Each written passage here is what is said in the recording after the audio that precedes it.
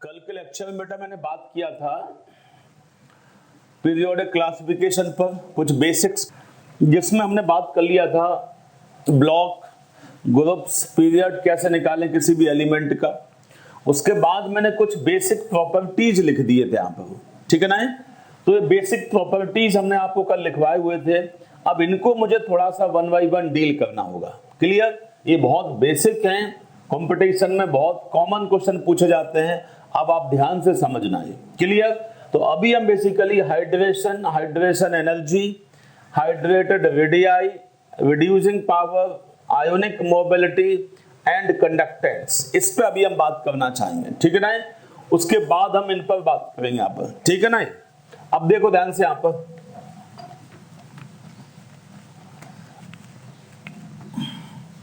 सबसे पहले आप देखो, यदि हम हाइड्रेशन को डिफाइन करना चाहें तो हाइड्रेशन को कैसे डिफाइन किया जाए, हाइड्रेशन को हम कैसे डिफाइन करें यहाँ पर, वो हम बेसिकली देखेंगे। यहाँ पर हाइड्रेटेड रेडियाई की बात करेंगे हम।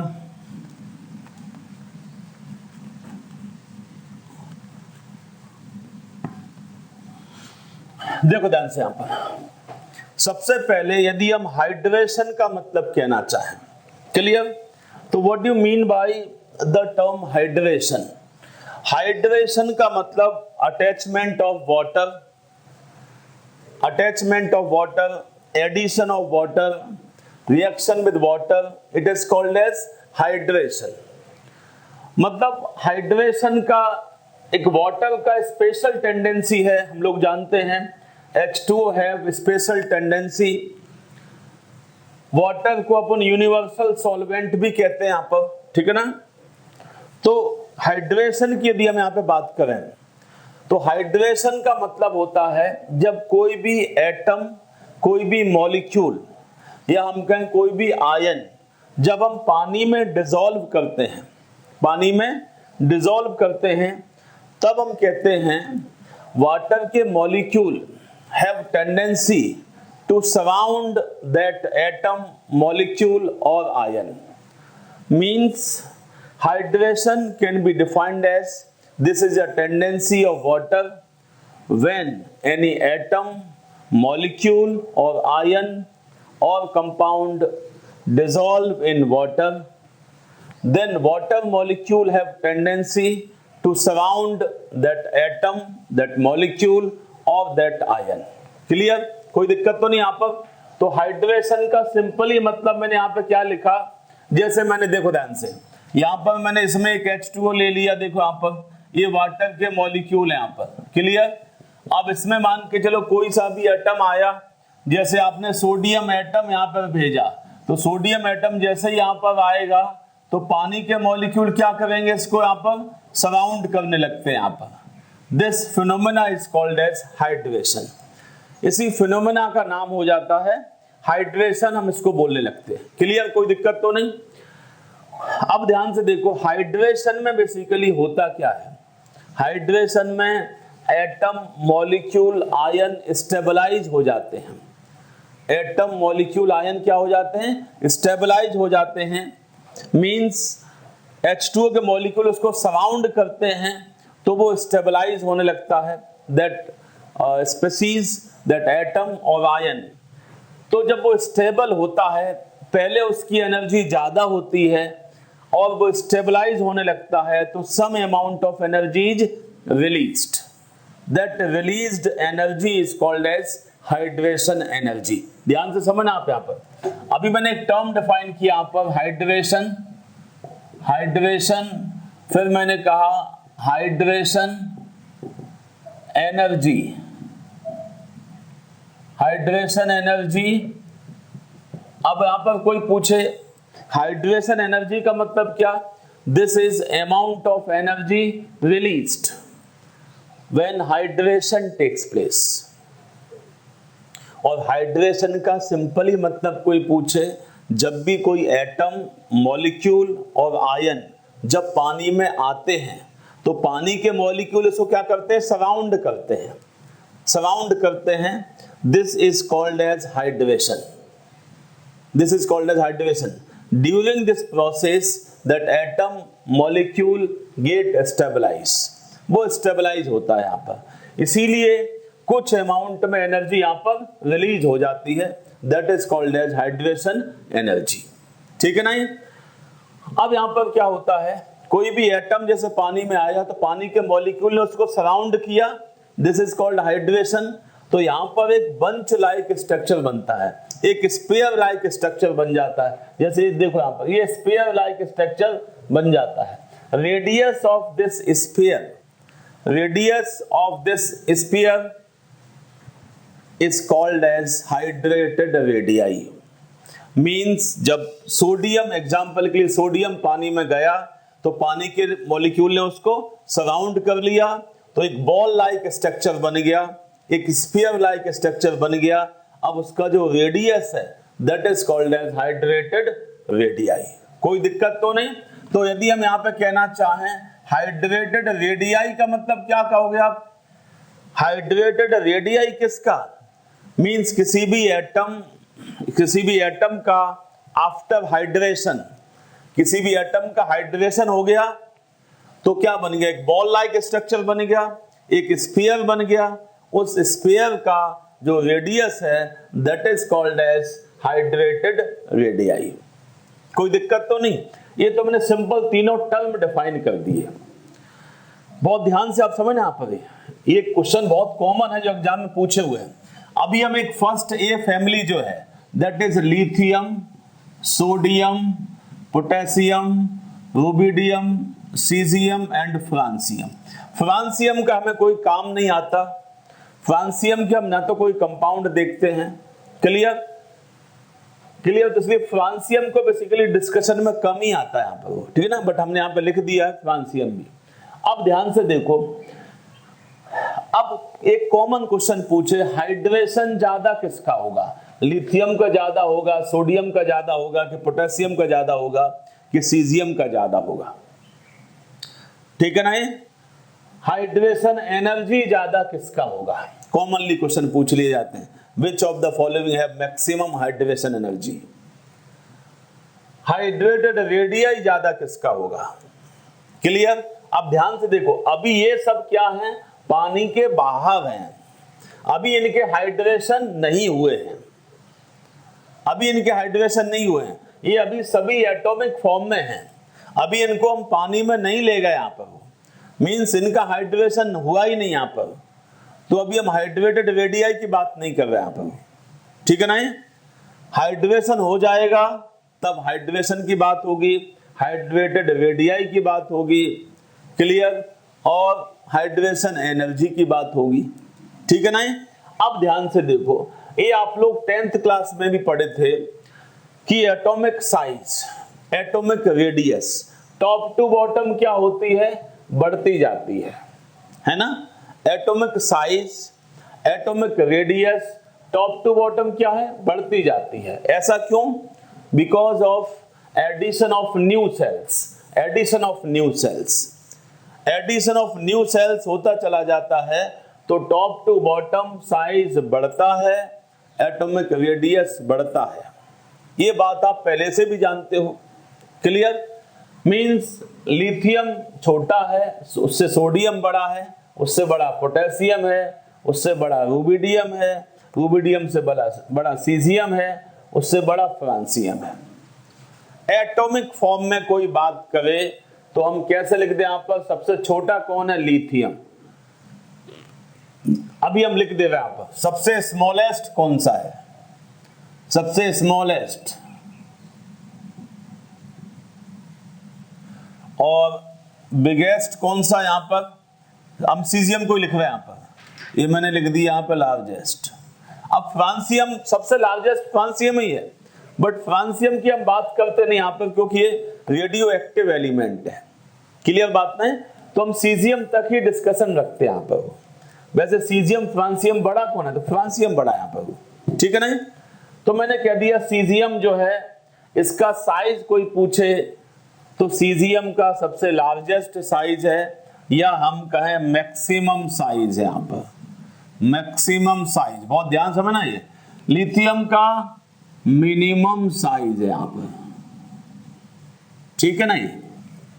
ये बात पहले समझ लो आप। हम इसी के एग्जाम्पल इसमें इंक्लूड कराना चाह रहे हैं, ठीक है ना। मैंने कहा लिथियम सबसे छोटा है, सीजियम सबसे बड़ा है। कब?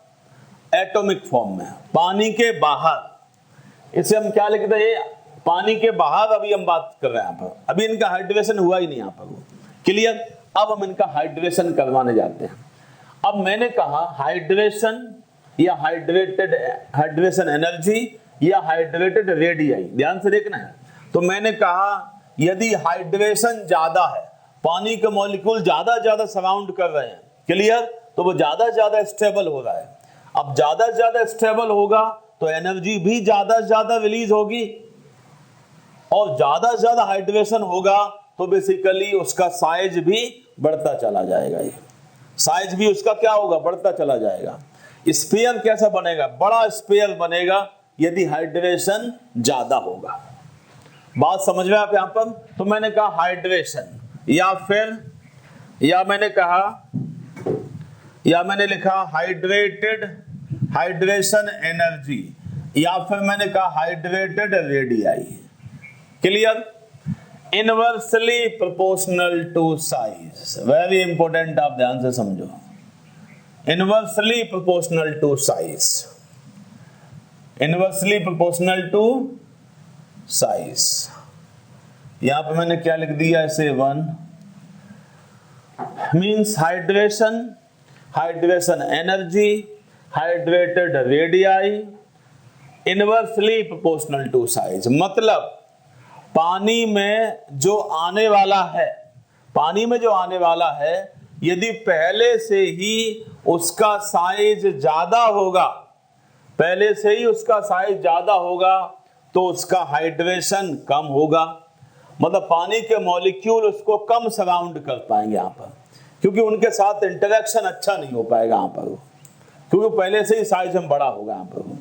तो पानी के बाहर जो साइज में सबसे बड़ा होगा, पानी में आके उसका हाइड्रेशन कम होगा, हाइड्रेशन एनर्जी भी कम होगी, और हाइड्रेटेड रेडियाई भी कम होगी यहाँ पर। मतलब क्या हुआ? पानी के बाहर जो सबसे बड़ा, पानी में आके वो सबसे छोटा। बड़ा ध्यान से आप समझो यहाँ पर। Hydration energy, hydrated radii, inversely proportional to size. Inversely proportional to size मतलब जो पानी में आने वाला है, यदि उसका साइज सबसे कम है, जैसे लिथियम का साइज सबसे कम है, तो पानी में हाइड्रेशन लिथियम का ज्यादा के कम, बहुत कम साइज तो ये ज्यादा, ठीक है ना। तो ये ज्यादा हो जाएगा। मीन्स हम यहां पर कह सकते हैं यदि साइज पानी के बाहर यदि किसी का साइज बहुत कम होगा, तो पानी में आके वो बहुत बड़ा हो जाएगा। ये means hydration energy and hydrated radii inversely proportional to size. कोई दिक्कत तो नहीं। अब कोई अब यहां पर पूछ ले आपसे कि लिथियम का हाइड्रेशन ज्यादा होगा कि सीजियम का ज्यादा होगा, तो पहले देखो लिथियम यहां बड़ा, यहां पे इनके साइजेस पहले देखो, पानी के बाहर साइजेस चेक करो यहां पर, तो लिथियम सबसे छोटा है। तो यहां पर जब आएगा तो सबसे छोटा है, तो ये फिर सबसे ज्यादा हो जाएंगे, क्लियर। तो मतलब क्या हुआ? लिथियम पानी के बाहर इस फैमिली में सबसे छोटा, बट लिथियम पानी में आके इस फैमिली में सबसे बड़ा बन जाएगा यहां पर। ये पॉइंट को आप समझो यहां पर। यदि यहां पर वैसे पूछ लिया जाए लिथियम, सोडियम, पोटेशियम, सिंपल ही पूछे आपसे यहां पर, तो पूछा जाए सबसे बड़ा कौन है, तो हम कहा फ्रांसियम या मैंने कहा सीजियम। सबसे छोटा कौन है? लिथियम। अब मैंने क्या लिख दिया यहां पर देखना है। अब मैंने ऐसा लिख दिया, अब पूछा साइज बताओ, लिथियम एक्वस, क्लियर। फिर मैं लिख दिया सोडियम एक्वस, फिर मैं लिख दिया पोटेशियम एक्वस, फिर मैं लिख दिया रूबिडियम एक्वस, फिर मैं लिख दिया सीजियम एक्वस।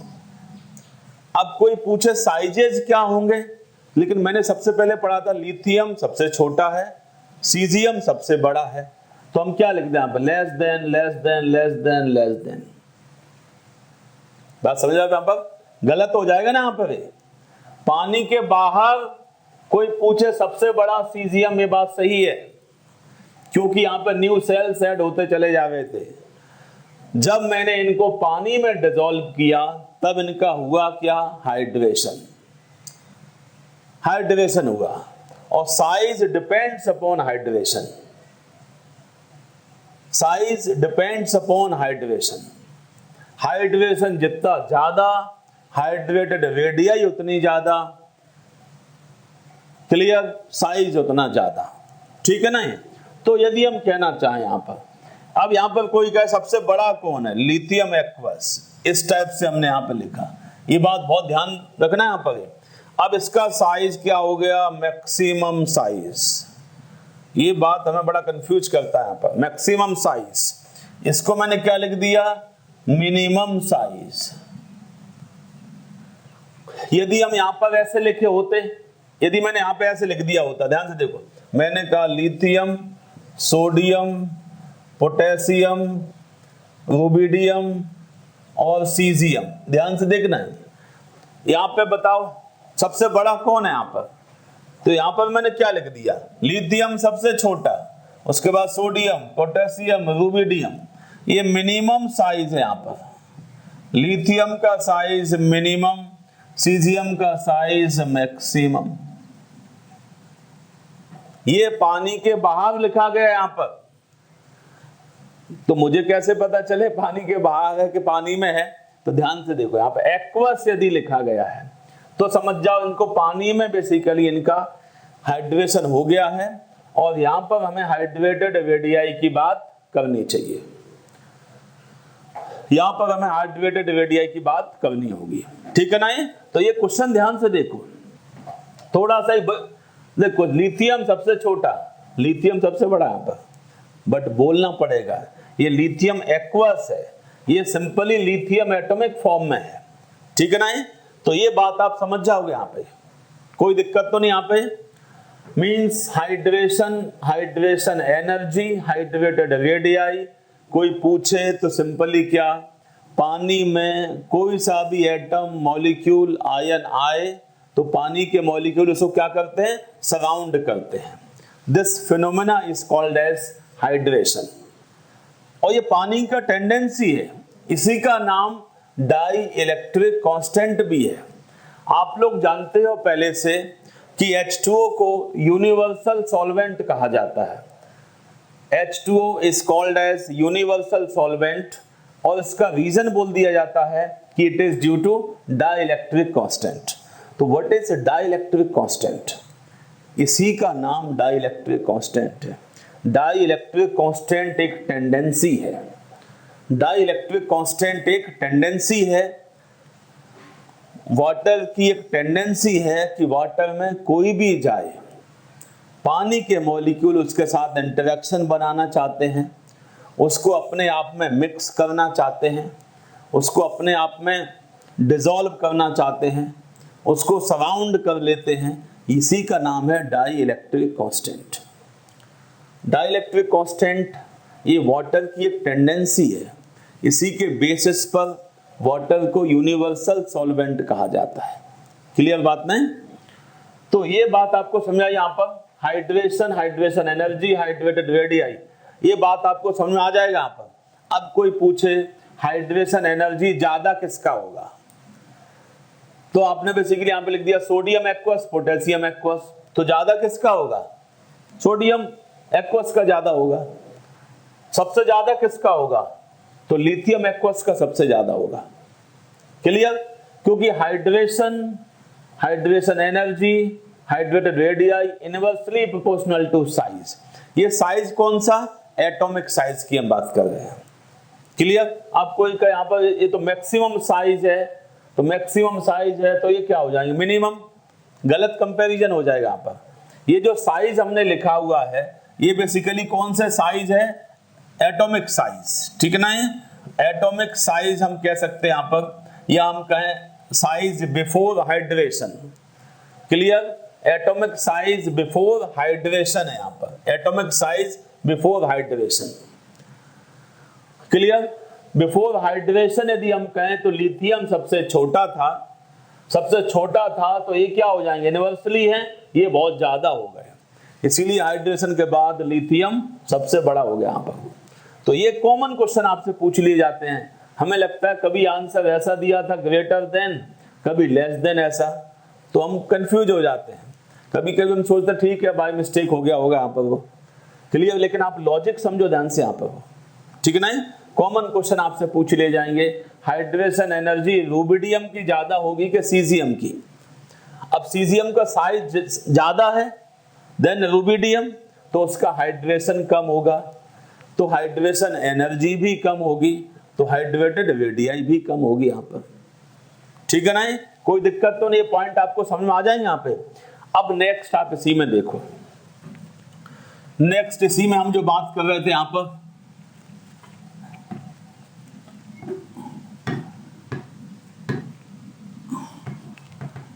नेक्स्ट आप देखो ध्यान से यहाँ पर,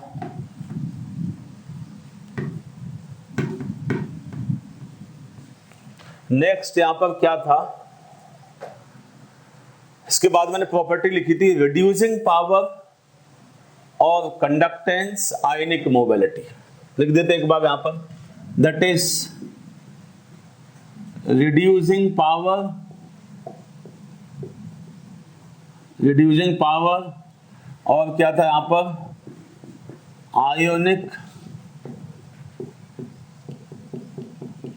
आयनिक मोबिलिटी था, फिर था conductance, ionic conductance, CONDUC, ionic conductance. ये पॉइंट आप ध्यान से समझो। रिड्यूसिंग पावर का मतलब क्या है? रिड्यूसिंग पावर या हम कहें रिड्यूसिंग एजेंट, दो टर्म हम एक बार पहले क्लियर ही कर देते हैं आपको। रिड्यूसिंग पावर, दो तीन टर्म देखो ध्यान से। मैंने कहा रिड्यूसिंग पावर और रिड्यूसिंग एजेंट, ठीक है ना? ऐसे ही हम और कुछ टर्म भी लिख लेते हैं। अब यहां पर ये टर्म आया तो क्लियर कर देते हैं। फिर मैंने यहां पे लिख दिया ऑक्सीडाइजिंग पावर या ऑक्सीडाइजिंग एजेंट। क्लियर? ध्यान से देखो यहां पर। और एक बहुत बेसिक टर्म इसी में आ जाता है, ऑक्सीडेशन एंड रिडक्शन। ध्यान से देखो, ऑक्सीडेशन कोई पूछे तो हम क्या कहें? ऑक्सीजन का addition is called as oxidation, hydrogen का निकलना, elimination of hydrogen is called as oxidation, elimination of electron is called as oxidation. Oxidation में तीन बातें ध्यान में रखो पहले आप। ये तीनों डेफिनेशन अलग अलग जगह एप्लीकेबल होते हैं। क्लियर? फिजिकल केमिस्ट्री में हम जब देखते हैं तो इलेक्ट्रॉन के टर्म्स में पढ़ लेते हैं, ऑर्गेनिक केमिस्ट्री में जनरली हाइड्रोजन और ऑक्सीजन के टर्म्स में पढ़ते हैं, ठीक है ना? तो कोई पूछे ऑक्सीडेशन मतलब क्या? ऑक्सीडेशन का मतलब होता है ऑक्सीजन ऐड हो जाना या फिर इलेक्ट्रॉन का निकल जाना या फिर हाइड्रोजन का निकल जाना, elimination is called as oxidation. कोई पूछे रिडक्शन, जस्ट इसका अपोजिट। कोई पूछे रिडक्शन क्या, तो reduction elimination of oxygen is called as reduction, या फिर हाइड्रोजन का addition is called as reduction, या फिर addition of electron is called as reduction. तो ऑक्सीडेशन की तीन बातें जस्ट अपोजिट रिडक्शन में, ठीक है ना? और ध्यान से देखो, ये दोनों ही आपको एक साथ में ही दिखते हैं, अलग अलग आपको नहीं दिखेंगे कि आप अकेला ऑक्सीडेशन हो रहा है, कभी अकेला रिडक्शन हो गया। जनरली ये हमेशा साथ में ही होते हैं। यदि एक कोई ऑक्सीडाइज होगा तो दूसरा रिड्यूस होगा, यदि एक का ऑक्सीडेशन होगा तो दूसरे का रिडक्शन होगा। एक कपल रिएक्शन है, ये दोनों साथ में ही हमेशा दिखते हैं। ये ऑक्सीडाइज हुआ तो ये रिड्यूस हुआ, ये रिड्यूस तो ये ऑक्सीडाइज, दोनों साथ में ही हमेशा होते हैं। मान के चलो एक A और B हैं, ये दोनों साथ में ही है, देखना ध्यान से, A और B। मान के चलो A ने जो है इलेक्ट्रॉन निकाल दिया, तो A का क्या हुआ, ऑक्सीडेशन, और वो इलेक्ट्रॉन लिया किसने, B ने, तो B का क्या हुआ, रिडक्शन। बात समझे आप? यहां पर A ने मान के चलो ऑक्सीजन ले लिया, A ने ऑक्सीजन लिया, और तो वो A का क्या हो गया, ऑक्सीडेशन। अब वो ऑक्सीजन दिया किसने होगा, B ने वो ऑक्सीजन दिया था, ठीक है ना। ये तो B का क्या हुआ, ऑक्सीजन का निकलना क्या कहलाता है, रिडक्शन। समझो ध्यान से, हम अभी यहां पर समझाना चाह रहे थे यहां पर reducing power, but reducing power हम समझें, उसके साथ साथ में जो टर्म अटैच है, reduction, oxidation, reducing power, oxidizing power, पहले हम इसको समझ तो लें तब हम यहां पर डिसाइड करें, ठीक है ना।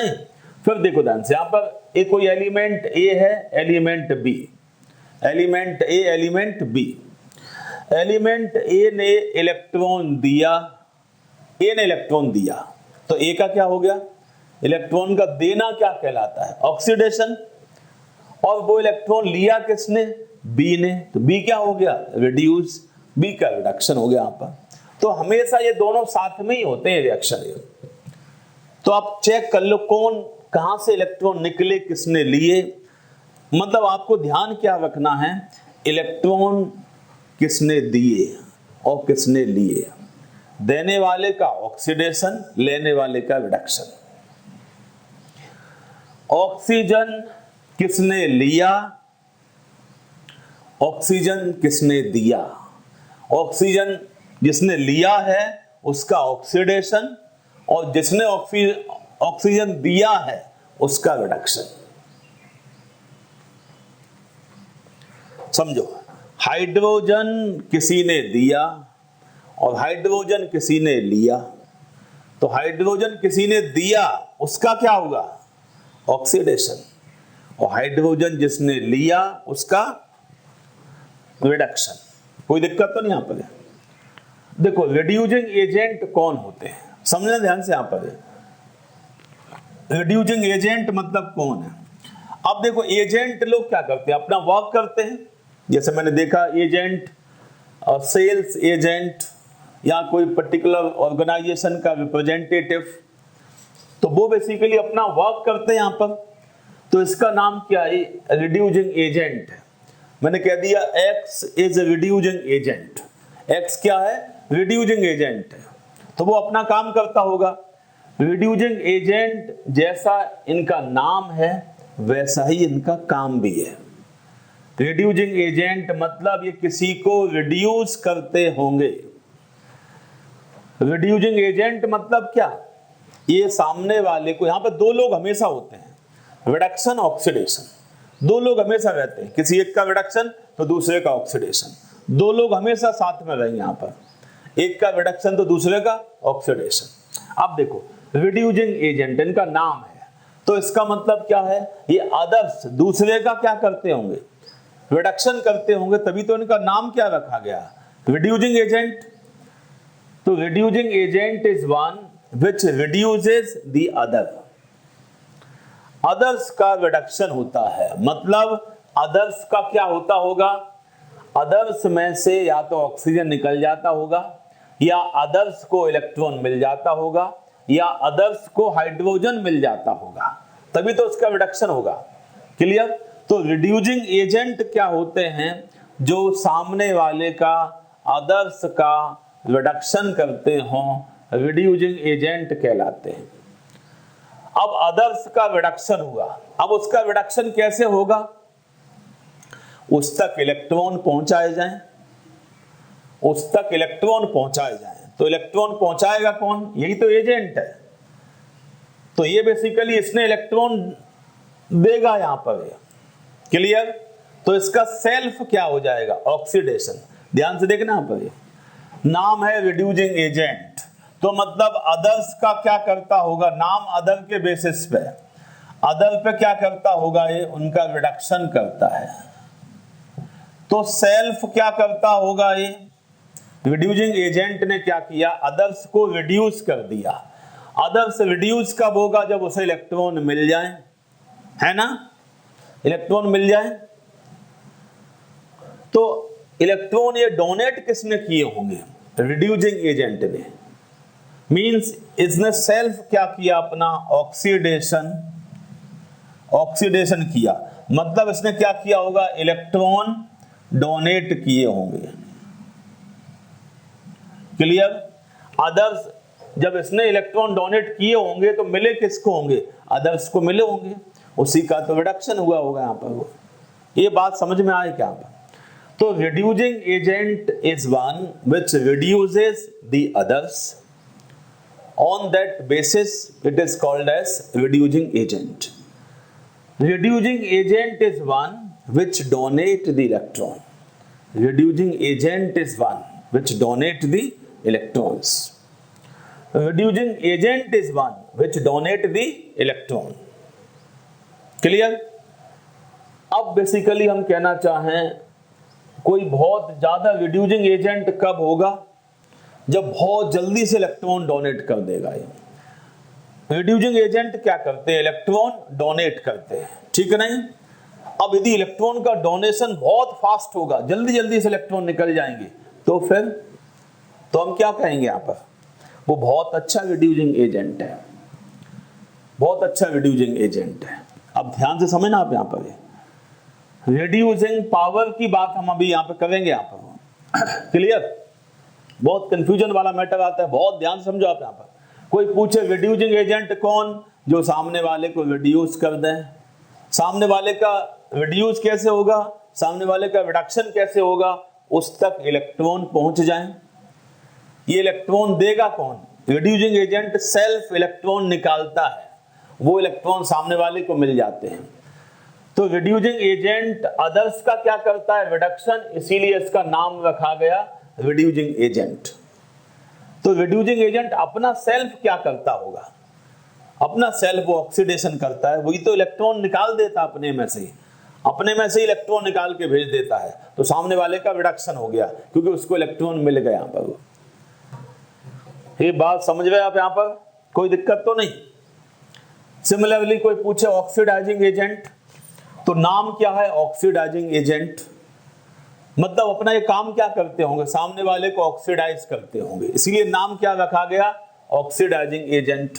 मतलब अदर्स का क्या करते होंगे, अदर का ऑक्सीडेशन करते होंगे, नाम क्या है, oxidizing agent. Oxidizing agent is one which oxidizes the others, oxidizes the others, यहाँ पर उसे हम ऑक्सीडाइजिंग एजेंट कहते हैं। अब अदर्स का ऑक्सीडेशन हुआ है, मतलब क्या हुआ होगा, या तो उससे इलेक्ट्रॉन निकाले गए होंगे तभी उसका ऑक्सीडेशन होगा, या उसमें से हाइड्रोजन निकाला गया होगा तभी उसका ऑक्सीडेशन होगा, या उसमें से, या फिर बेसिकली उसको ऑक्सीजन दिया गया होगा तभी उसका ऑक्सीडेशन हुआ होगा। ऑक्सीडेशन मतलब ऑक्सीजन का मिलना, इलेक्ट्रॉन का खो जाना, हाइड्रोजन का खो जाना, is called as oxidation.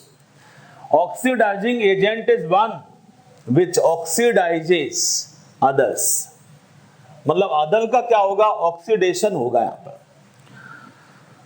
तो ऑक्सीडेशन की यदि कोई बात करे यहाँ पर, ऑक्सीडेशन होगा तो मतलब क्या होगा, वहां से इलेक्ट्रॉन निकलेंगे, वहां से इलेक्ट्रॉन निकलवा देगा तो उसका ऑक्सीडेशन कहलाएगा, और जो इलेक्ट्रॉन वहां से निकलेंगे ये सेल्फ ले लेगा यहाँ पर।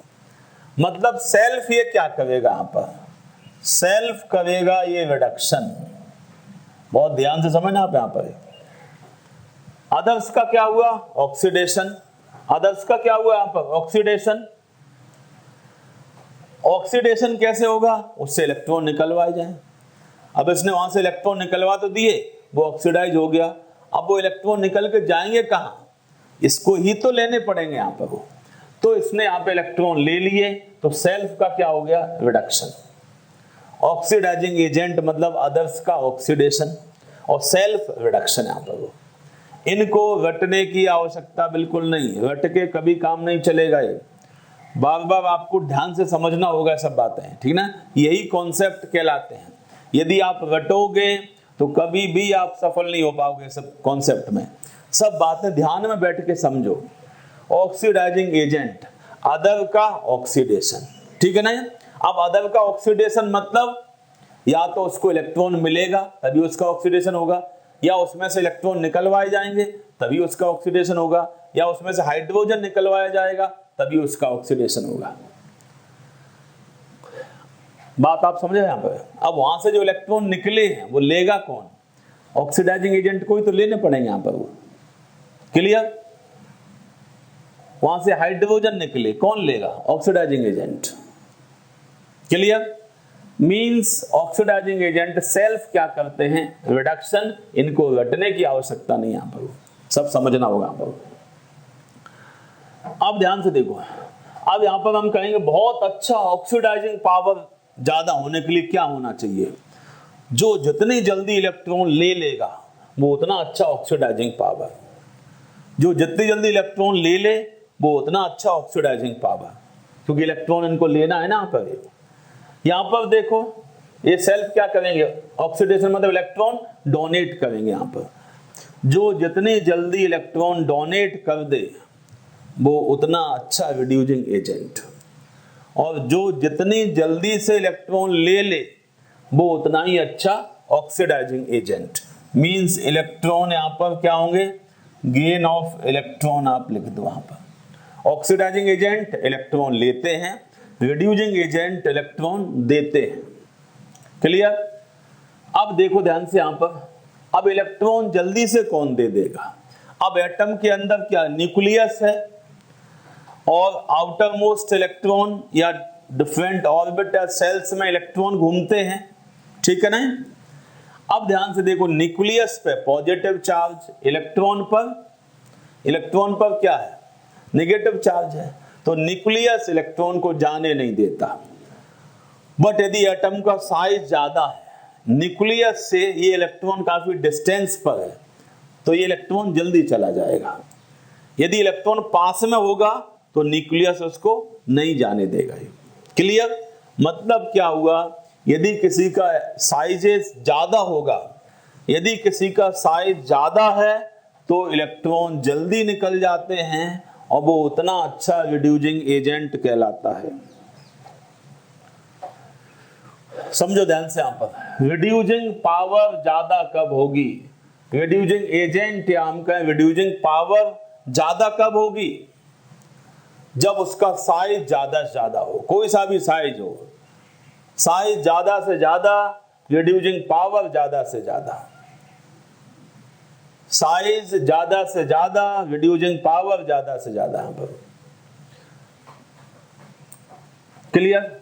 अब जैसे देखना ध्यान से, यहां पर मैंने यहां पे लिख दिया, अब मैंने यहां पे 2 पॉइंट लिखे, लिथियम एक्वस, सोडियम एक्वस और सीजियम एक्वस, ठीक है ना।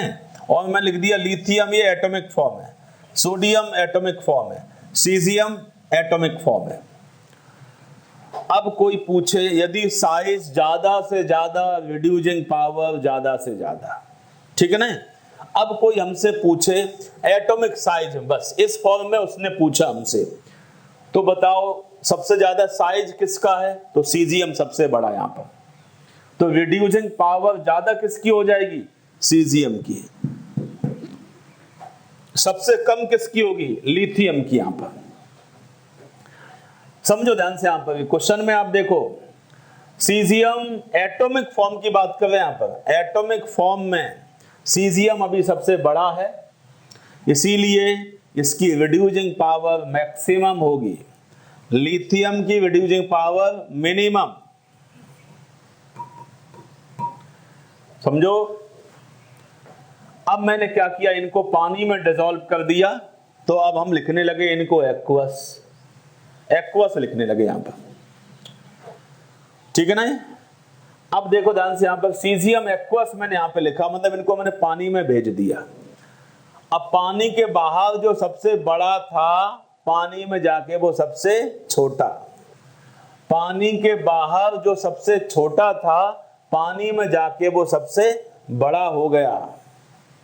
मतलब लिथियम पानी के बाहर सबसे छोटा था, तो उसका मैक्सिमम हाइड्रेशन हुआ, पानी ने उसको बहुत ज्यादा सराउंड किया, क्लियर। तो मैंने कहा उसका क्या हुआ, साइज मैक्सिमम हो गया।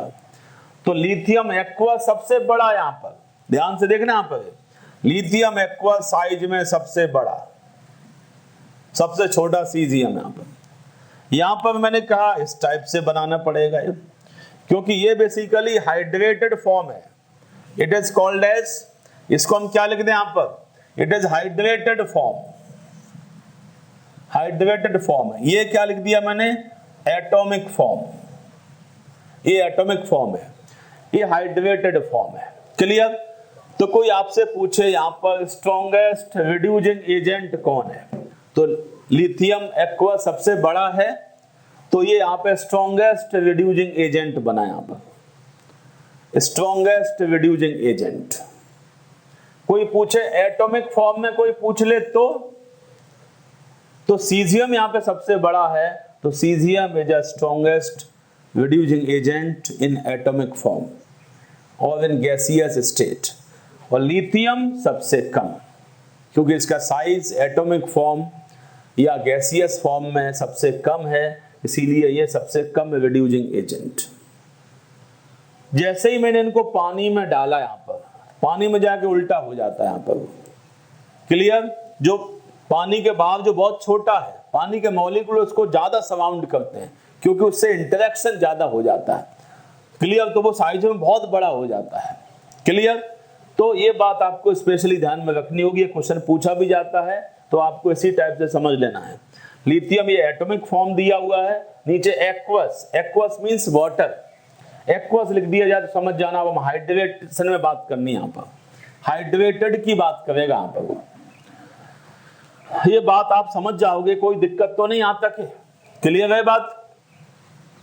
मींस रिड्यूसिंग पावर, कोई पूछे रिड्यूसिंग एजेंट मतलब जो सामने वाले को रिड्यूस करते हों, जो अदर्स का रिडक्शन करते हों और सेल्फ ऑक्सीडेशन करते हों।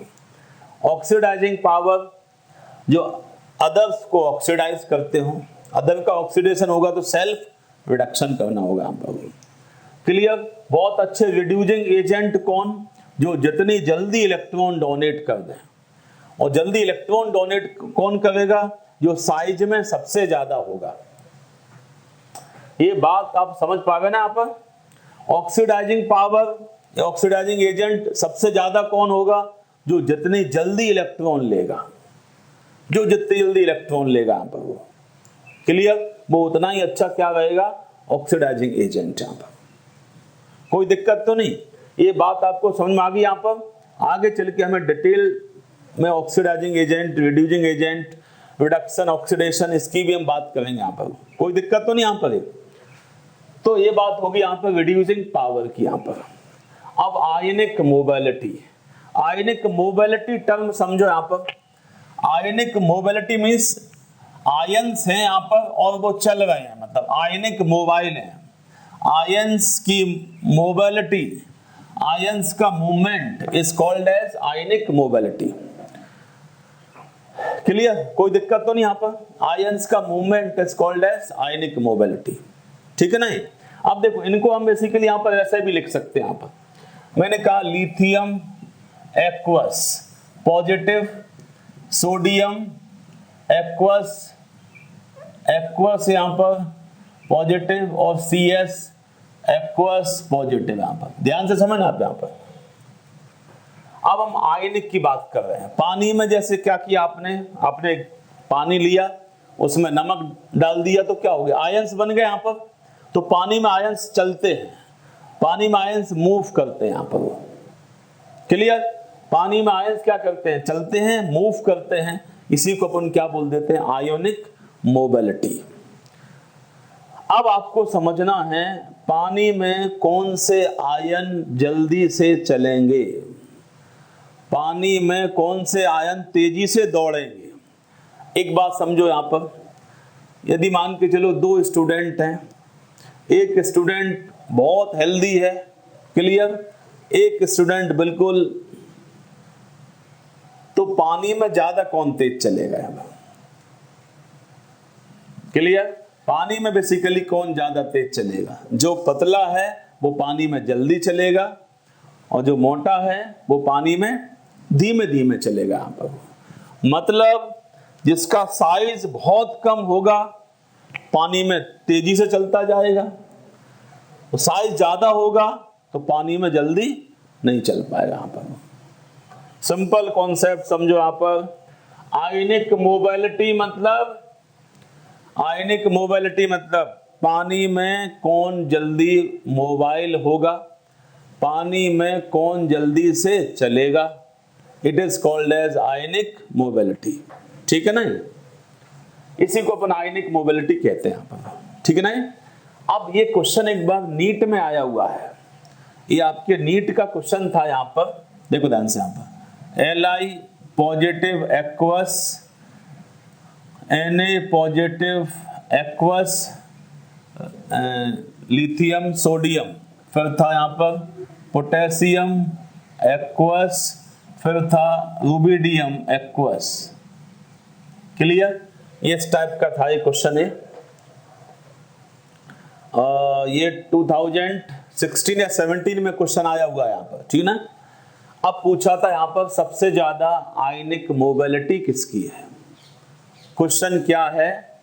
क्वेश्चन ये है कि इनमें सबसे ज्यादा तेजी से कौन चलेगा, आयनिक मोबिलिटी ज्यादा किसकी है इनमें से। ऑर्डर बताओ आप यहाँ पर, ऑर्डर बताओ आप यहाँ पर, सबसे ज्यादा आयनिक मोबिलिटी किसकी होगी यहाँ पर। तो पानी में जो सबसे छोटा होगा बहुत जल्दी चलेगा यहाँ पर। अब यहाँ पर कोई पूछे सबसे छोटा कौन है यहाँ पर, तो बताओ यहाँ पर। क्लियर? यहाँ पर देखा जाए तो रुबिडियम पॉजिटिव सबसे छोटा है यहाँ पर। पानी के बाहर रुबिडियम सबसे बड़ा था, पानी के बाहर रुबिडियम सबसे बड़ा था, पानी में आके वो सबसे छोटा हो गया यहाँ पर।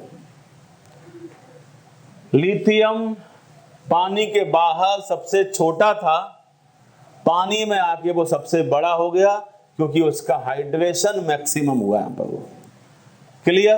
तो आयोनिक मोबिलिटी यदि हम देखना चाहें तो आयोनिक मोबिलिटी हमें क्या लिखना चाहिए यहाँ पर, इस टाइप से लिखा जाना चाहिए यहाँ पर। सबसे ज्यादा आयोनिक मोबाइल कौन होगा यहाँ पर? Rubidium aqueous, rubidium positive aqueous सबसे ज्यादा होगा। और नीट में बेसिकली इसके ऑप्शन गलत दे दिए थे यहाँ पर। क्लियर? उन्होंने बेसिकली इसको ऐसे उल्टा लिख दिया था यहाँ पर। उन्होंने लिख दिया था लिथियम पॉजिटिव एक्वस सबसे ज्यादा लिख दिया था। आयनिक मोबिलिटी सबसे ज्यादा किसकी बता दी थी? लिथियम पॉजिटिव एक्वस की ज्यादा बता दी थी यहाँ पर। तो गलत हो जाएगा यहाँ पर। देखो यहाँ पे देखो मैक्सिमम साइज किसका है? लिथियम पॉजिटिव एक्वस का साइज मैक्सिमम, इसका साइज मिनिमम। तो पानी में जल्दी कौन चलेगा? जो छोटा होगा यहाँ पर। बात समझ में आप यहाँ पर? आयोनिक मोबिलिटी ज्यादा किसकी होगी? तो हम कहते हैं पानी में जिसका साइज कम से कम होगा। पानी में हम बात कर रहे हैं यहाँ पर। आयनिक मोबिलिटी, आयंस जो है पानी में ही मूव करते हैं, आयंस बनते ही पानी में यहाँ पर, ऐसे समझ लो आप। आयंस का मोबिलिटी हम पानी में ही बात करेंगे यहाँ पर। ठीक है ना? ये तो मींस आयनिक मोबिलिटी की यदि हम बात कर रहे हैं तो मैक्सिमम आयनिक मोबिलिटी किसकी होगी यहाँ पर? तो उसके लिए हम कहते हैं पानी में जिसका साइज कम से कम होगा पानी में वो उतना ही ज्यादा मोबाइल होगा यहाँ पर। कोई दिक्कत तो नहीं? अब ध्यान से देखो, जब आयंस चलते हैं तो इनके चलते इलेक्ट्रिसिटी बनती है यहाँ पर। आयंस के मूवमेंट से इलेक्ट्रिसिटी बनती है यहाँ पर। जैसे आपने डिफरेंट टाइप के सेल्स देखे हैं, बैटरीज आपने देखे ना यहाँ पर। बैटरीज में क्या है? आयंस के मूवमेंट से ही तो करंट बनता है। ठीक है नहीं? जितने भी डिफरेंट टाइप के बैटरीज हैं, अब डिफरेंट टाइप के बैटरीज जो हैं उनके लिए एक अलग से चैप्टर बनाया है आप लोगों के लिए 12th क्लास में, इलेक्ट्रोकेमिस्ट्री। इलेक्ट्रोकेमिस्ट्री एक चैप्टर है जिसमें डिफरेंट टाइप के बैटरीज, जिसमें हम बेसिकली इलेक्ट्रोलाइसिस, आप लोगों ने नाम सुना होगा, concept of electrolysis. Clear? 12th class का electrochemistry is one of the difficult chapter. One of the difficult chapter 12th class का यहाँ पर, ठीक है ना। उसके कॉन्सेप्ट में बड़ा कंफ्यूजन आता है, प्योरली बिल्कुल केमिस्ट्री यहाँ पर, ठीक है ना। और उसके लेक्चर भी अभी पैरेलली ही चल रहे हैं। आपके यूट्यूब पर आप देखोगे इलेक्ट्रोकेमिस्ट्री के लेक्चर जो चल रहे हैं वो 12th वाले बच्चों के लिए हैं, ठीक है ना। बट आप उसको देखना चाहो तो आप देखना, यदि समझ में आता हो तो। क्लियर? मतलब बहुत ही डिफरेंशिएटिंग चैप्टर है। डिफरेंशिएटिंग कहें मतलब तो क्या, जिन बच्चों के मार्क्स बहुत अच्छे आते हैं, जो बच्चे बहुत टॉपर आते हैं, जिनकी रैंक आती है, उन बच्चों के कुछ चैप्टर बहुत सॉलिड होते हैं, जैसे इलेक्ट्रोकेमिस्ट्री, जैसे थर्मोडायनेमिक्स, जैसे redox titration, mole concept, mechanism of organic chemistry, chemical bonding, coordination compound, ये डिफरेंशिएटिंग चैप्टर माने जाते हैं यहाँ पर। यदि ये चैप्टर आपके दमदार हैं तो आप ये समझ लो आपका रैंक हमेशा आएगा ही आएगा यहाँ पर, ठीक है ना। ये तो इलेक्ट्रोकेमिस्ट्री अपना उस पर एक अलग वर्क है, स्पेशल वर्क है। क्लियर? इसीलिए मैंने उसको अभी यहाँ पर ऑनलाइन भी समझाया हुआ है, ठीक है ना। तो आप लोगों के लिए अभी वो लेक्चर नहीं है, क्योंकि वो अब इतना आप समझ नहीं पाओगे अभी इलेक्ट्रोकेमिस्ट्री, क्योंकि हमें बेसिक्स अभी और सीखने होंगे, ठीक है ना। लेकिन धीमे धीमे आप इन सब बातों को समझते जाओ और कॉन्सेप्ट पकड़ने की आप कोशिश करो। आप ये आप बिल्कुल याद करना तो छोड़ ही दो फिलहाल अभी। ये रिडक्शन क्या है, ऑक्सीडेशन क्या है, कहाँ से इलेक्ट्रॉन निकले, किसने लिए, किसने दिए, किसका क्या क्या हुआ, ये सब बातें आपको समझना होंगे यहाँ पर। क्लियर? मीन्स कॉन्सेप्ट तक आप पहुंचो यहाँ पर, ये बात आप समझ में आ जाएगी यहाँ पर। तो ये क्वेश्चन बेसिकली मैंने यहाँ पर बात किया हुआ है, ठीक है ना। अब आयंस जब मूव करते हैं तो उनके चलते क्या होता है, कंडक्टेंस होता है। आयंस के मूवमेंट से कंडक्टेंस बनता है। कंडक्टेंस मतलब मूवमेंट ऑफ आयंस। आयंस का जल्दी चलेंगे तो कंडक्टेंस ज्यादा होगा, आयन ज्यादा से ज्यादा चार्ज लेके जाएंगे तो कंडक्टेंस ज्यादा। क्लियर? अब फिलहाल यहां पर हम कहते हैं यदि आयंस बहुत तेजी से चल रहे हैं, यदि उनकी मोबिलिटी बहुत ज्यादा है तो कंडक्टेंस ज्यादा होगा। तो हम कह सकते हैं conductance directly proportional to ionic mobility. Ionic mobility ज्यादा से ज्यादा, कंडक्टेंस भी ज्यादा से ज्यादा। Conductance means flow of electron. अभी सिंपली हम कह देते हैं यहाँ पर कंडक्टेंस, रेजिस्टेंस, आप आगे चल के पढ़ोगे यहाँ पर। तो यदि कोई आयंस बहुत फास्ट मूव कर रहा है, जल्दी से मूव कर रहा है यहाँ पर, तो हम कहेंगे उसका कंडक्टेंस बहुत ज्यादा है यहाँ पर। आयनिक मोबिलिटी ज्यादा। अब आयनिक मोबिलिटी ज्यादा किसकी होगी, जो पानी में सबसे छोटा होगा वो पानी में जल्दी से मूव करेगा, तो उसकी आयनिक मोबिलिटी ज्यादा होगी, तो उसका कंडक्टेंस भी ज्यादा होगा। तो कोई पूछे यहाँ पर आयनिक मोबिलिटी रुबिडियम एक्वस पॉजिटिव की सबसे ज्यादा। क्लियर? और कोई पूछे कंडक्टेंस इनमें हम देखना चाहें तो इसका ज्यादा है यहाँ पर। अच्छा एक बात लोग बेटा आप समझो, आप कंपैरिजन जैसे जब हम करते हैं, मैंने कहा रुबिडियम पॉजिटिव एक्वस जो है उसकी आयनिक मोबिलिटी हाईएस्ट, तो मतलब ऐसा नहीं कि मैंने सबके साथ कंपैरिजन किया हुआ है, ये कंपैरिजन इनके बीच में चल रहा है यहाँ पर। मैंने कहा ये लार्जेस्ट है, मतलब ऐसा नहीं कि वो दुनिया में सबसे ही बड़ा है यहाँ पर, वो कंपैरिजन इनके बीच में चल रहा है यहाँ पर। तो इनकी हम बात कर रहे हैं यहाँ पर। आयनिक मोबिलिटी सबसे कम किसका होगा, तो इसका सबसे कम, लीस्ट यहाँ पर, इसका मैक्सिमम यहाँ पर, तो इसका कंडक्टेंस भी मैक्सिमम ही होगा यहाँ पर। ये बात आप समझते जा रहे हैं यहाँ पर, कोई दिक्कत तो नहीं, ये पॉइंट सब क्लियर हो जाएंगे। तो आप लोग ये सभी लेक्चर्स बहुत ध्यान से आप समझते जाओ और डेली के डेली आप कंप्लीट करो। ये लेक्चर पेंडिंग में नहीं जाना चाहिए, क्योंकि अभी हम आगे चल के लेक्चर सब हटा देंगे, यूट्यूब पे लेक्चर नहीं रहेंगे यहाँ पर, ठीक है ना। जब तक ये लॉकडाउन चल रहा है तब तक ये लेक्चर अभी अवेलेबल है, ठीक है ना। बाद में लेक्चर्स हम हटा देंगे यहाँ पर, और आगे चल के लेक्चर्स 24 आवर्स ही आपको दिखेंगे बस, उसके बाद आपको नहीं दिखेंगे। तो आप गलती से भी ये पेंडिंग में मत डालना आप, क्योंकि बाद में फिर कुछ नहीं हो पाएगा। एक बार वहां से डिलीट हो जाएंगे तो फिर दोबारा देखना मुश्किल पड़ जाएगा ये। तो आप ये लेक्चर डेली के डेली आप कंप्लीट करते जाओ, और कोई कंफ्यूजन आए, कोई डाउट आए तो आप ये सब क्वेश्चन पूछते चलो। कोई दिक्कत तो नहीं बेटा? Okay, thank you.